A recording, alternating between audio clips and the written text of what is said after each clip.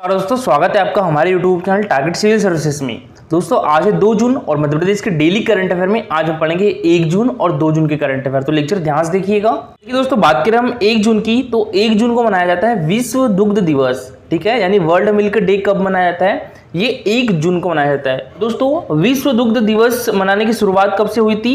2001 से की गई थी और इसकी शुरुआत संयुक्त राष्ट्र के विभाग खाद्य और कृषि संगठन के द्वारा की गई थी। भारत में 1 जून को विश्व दुग्ध दिवस और 26 नवंबर को राष्ट्रीय दुग्ध दिवस मनाया जाता है, क्योंकि दोस्तों इस दिन साल 1921 में श्वेत क्रांति के जनक व भारत में दुग्ध उत्पादन के जनक कहे जाने वाले वर्गीज कुरियन का जन्म हुआ था। दोस्तों 2022 में विश्व दुग्ध दिवस का विषय क्या है? तो जलवायु परिवर्तन संकट पर ध्यान आकर्षित करना, कैसे डेयरी क्षेत्रगृह पर इसके प्रभाव को कम कर सकता है। इसका उद्देश्य अगले 30 वर्षों में ग्रीन हाउस गैस उत्सर्जन को कम करके और डेयरी क्षेत्र को टिकाऊ बनाने के लिए अपशिष्ट प्रबंधन में सुधार करके डेयरी नेट जीरो हासिल करना है। दोस्तों सबसे पहले हमने जो कल करंट अफेयर पढ़े तो उसका रिवीजन कर लेते हैं, उसके बाद स्टार्ट करेंगे हम आज की करंट अफेयर। तो कल के करंट अफेयर में पहला क्वेश्चन था हमारा, राष्ट्रीय उपलब्धि सर्वे 2021 में मध्य प्रदेश को कक्षा 1 से 8वीं की शैक्षिक उपलब्धियों में देश में कौन सा स्थान मिला है दोस्तों? तो 5वां स्थान मिला है। तो इसका आंसर हो जाएगा ऑप्शन नंबर डी। ठीक है दोस्तों, 5वां स्थान।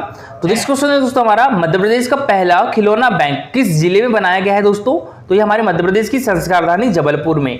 तो इसका आंसर क्या हो जाएगा? Option number D. ठीक है, जबलपुर। नेक्स्ट क्वेश्चन दोस्तों हमारा, हाल ही में किस जिले के राधेश्याम परिहार को वर्ष 2021-22 के लिए जैव विविधता पर राज्य स्तरीय प्रथम पुरस्कार प्रदान किया गया है दोस्तों? तो ये किस जिले के है? आगरमालवा के है।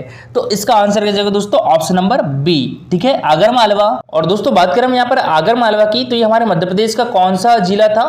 तो 51वां डिस्ट्रिक्ट था। ठीक है दोस्तों, और ये किस जिले से अलग होकर बना था?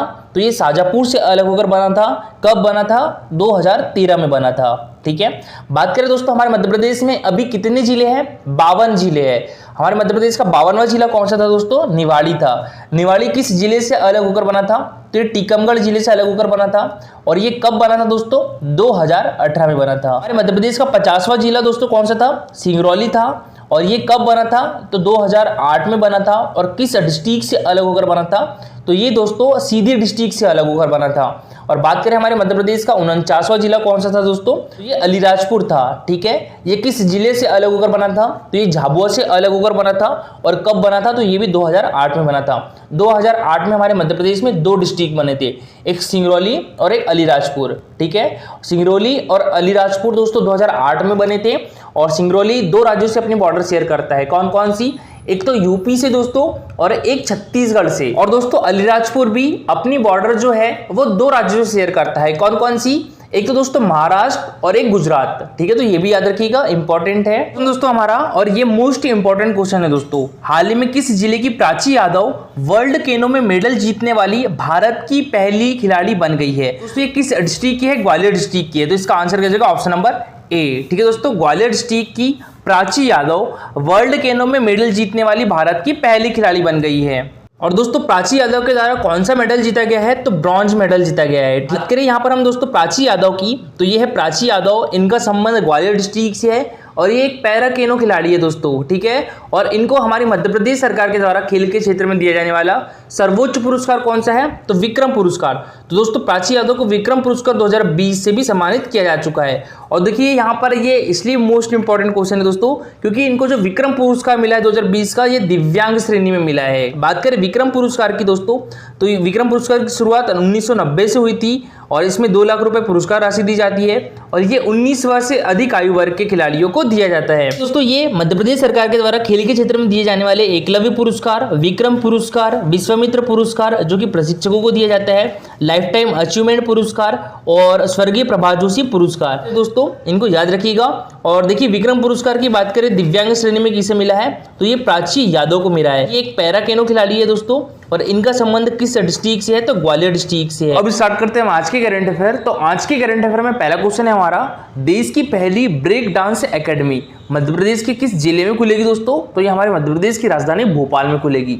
तो इसका आंसर क्या जाएगा? Option number B. ठीक है, भोपाल। ये दोस्तों मध्य प्रदेश की राजधानी भोपाल में देश की पहली ब्रेक डांस एकेडमी खुलने जा रही है और 2024 में पेरिस में होने वाले ओलंपिक्स को ध्यान में रखते हुए यह निर्णय लिया गया है। ठीक है। तो 2024 का ओलंपिक कहाँ पर होगा दोस्तों, ये पेरिस में होगा। दोस्तों ओलंपिक से रिलेटेड सारे क्वेश्चंस याद रखिएगा, ये एमपीपीएससी में पूछे जाते हैं। इस बार भी पूछे गए थे 2020 के प्री में।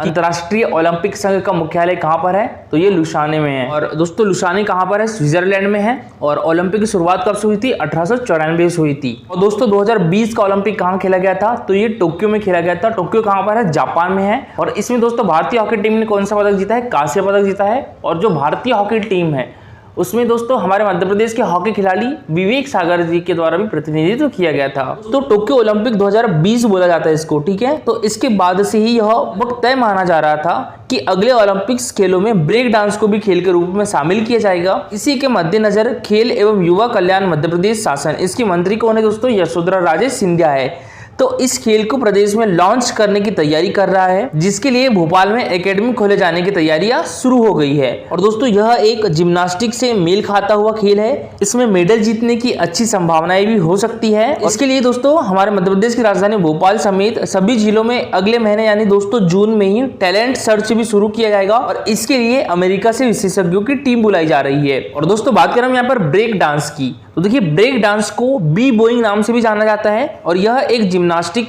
से मेल खाता हुआ खेल है। इसकी शुरुआत जो है वो यूनाइटेड स्टेट ऑफ अमेरिका से स्ट्रीट डांसिंग की एक एथलेटिक्स शैली से हुई थी, जिसकी रचना अफ्रीकी अमेरिकी लोगों के बीच हिप हॉप संस्कृति का एक भाग है। इस डांस के 4 प्रमुख तत्व है, जिसमें top rock, down rock, power move और फ्रीज सुसाइड शामिल है। और यह डांस शैली हिप हॉप संगीत शैली के साथ किया जाता है। नेक्स्ट क्वेश्चन दोस्तों हमारा, मध्य प्रदेश का दूसरा विश्व स्तरीय रेलवे स्टेशन कहाँ बनाया जाएगा, खजुराहो में बनाया जाएगा। तो इसका आंसर हो जाएगा ऑप्शन नंबर सी। और दोस्तों मध्य प्रदेश का पहला विश्व स्तरीय रेलवे स्टेशन कौन सा है, तो ये हबीबगंज स्टेशन, जिसका नाम चेंज करके रानी कमलापति रेलवे स्टेशन कर दिया गया है, ठीक है। तो मध्य प्रदेश का विश्व स्तरीय पहला रेलवे स्टेशन कौन सा है, रानी कमलापति रेलवे स्टेशन।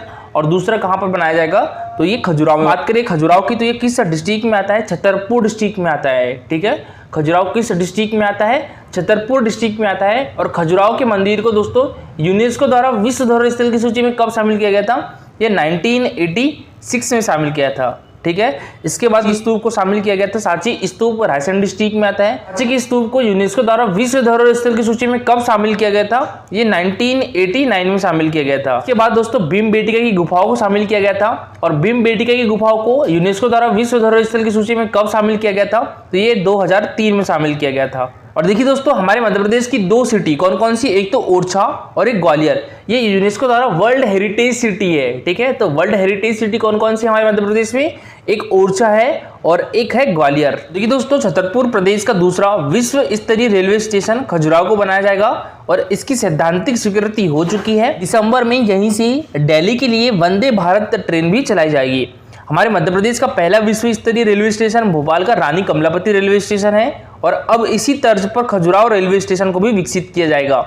एयरपोर्ट की तरह बनाए जा रहे इस रेलवे स्टेशन की डीपीआर का काम अगस्त से शुरू होगा। केंद्रीय रेल मंत्री अश्विनी वैष्णव 2 दिन दौरे पर खजुराहो आए थे और उन्होंने खजुराहो स्टेशन को भोपाल के रानी कमलापति स्टेशन की भांति विश्व स्तरीय बनाने की घोषणा की थी। नेक्स्ट क्वेश्चन दोस्तों हमारा, हाल ही में मतदाता जागरूकता अभियान प्रारंभ करने की घोषणा किसके द्वारा की गई है दोस्तों, तो ये की गई है हमारे मध्य प्रदेश के राज्य निर्वाचन आयुक्त बसंत प्रताप सिंह ने। तो इसका आंसर क्या हो जाएगा, ऑप्शन नंबर सी, ठीक है दोस्तों, बसंत प्रताप सिंह। तो बात करें हमारे मध्य प्रदेश के राज्य निर्वाचन आयोग की, तो यह एक संवैधानिक प्रावधान है। और यह किस अनुच्छेद में है, तो अनुच्छेद 243 के राज्य निर्वाचन आयोग के गठन का प्रावधान करता है। और दोस्तों इसका गठन कब किया गया था, ये 1 फरवरी 1994 में किया गया था। और ये एमपीपीएससी 2020 में क्वेश्चन पूछा भी गया था। मध्य प्रदेश राज्य निर्वाचन आयोग का गठन कब किया गया था, 1 फरवरी 1994 में। इसका मुख्यालय कहां पर है दोस्तों, भोपाल में है। और प्रथम मुख्य चुनाव आयुक्त कौन थे, श्री एन.बी. लोहानी थे। हमारे मध्य प्रदेश के प्रथम मुख्य चुनाव आयुक्त कौन थे, श्री एन.बी. लोहानी थे। और वर्तमान में मुख्य चुनाव आयुक्त कौन है, श्री बसंत प्रताप सिंह जी है।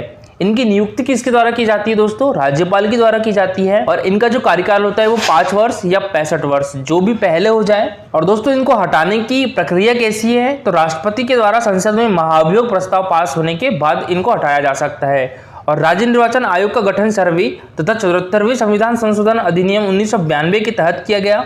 और महिलाओं को नगरीय निकाय एवं पंचायतों में 50% आरक्षण देने वाला प्रथम राज्य मध्य प्रदेश है। क्या दोस्तों, तो याद रखिएगा, मतदाता जागरूकता अभियान प्रारंभ करने की घोषणा किसके द्वारा की गई है? हमारे मध्य प्रदेश के राज्य निर्वाचन आयुक्त बसंत प्रताप सिंह ने।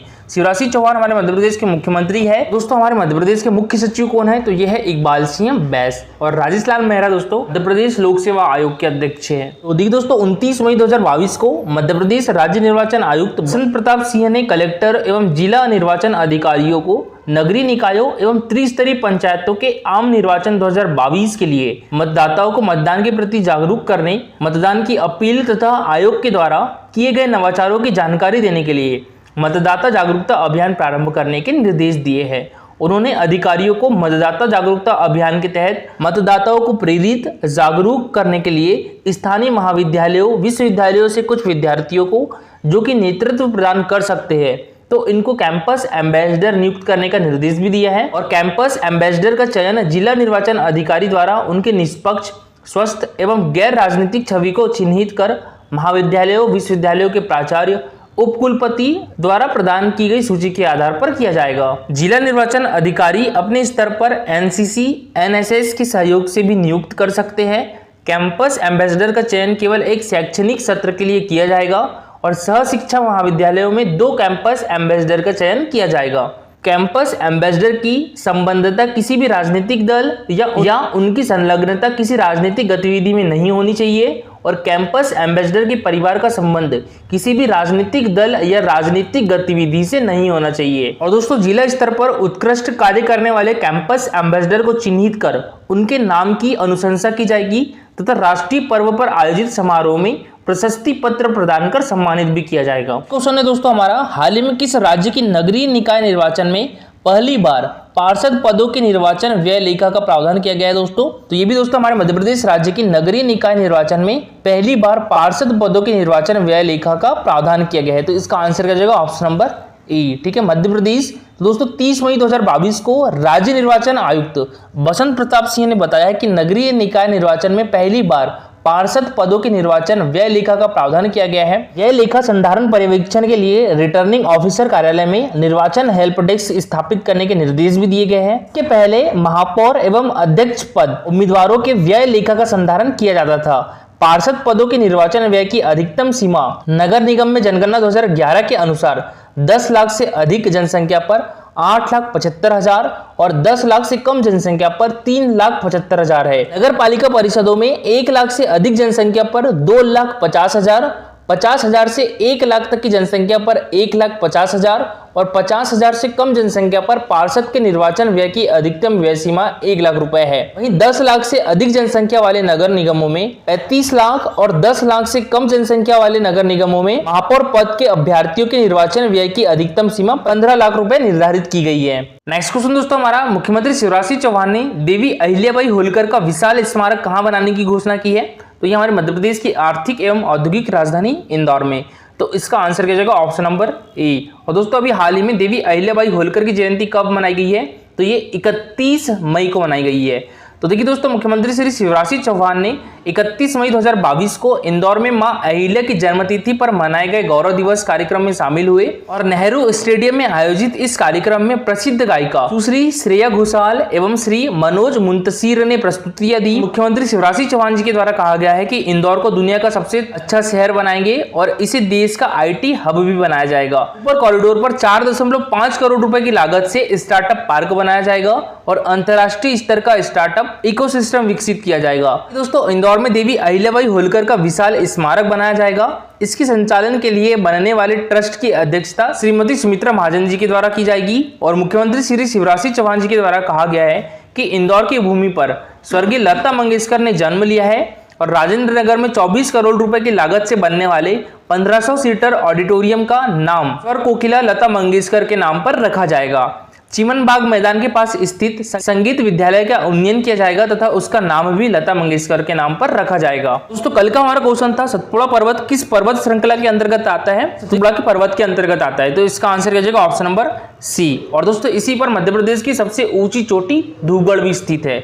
इसकी ऊंचाई कितनी है दोस्तों? तो ये 1350 मीटर है। और दोस्तों, आज के लिए आपका क्वेश्चन है मध्य प्रदेश के पूर्व से पश्चिम की लंबाई कितनी है? 870 किलोमीटर, 1600 किलोमीटर, 1708 किलोमीटर या 190 किलोमीटर। तो इसका आंसर पूरा डिटेल में दीजिएगा। और दोस्तों आज के लिए इतना ही। Thank you for watching this video.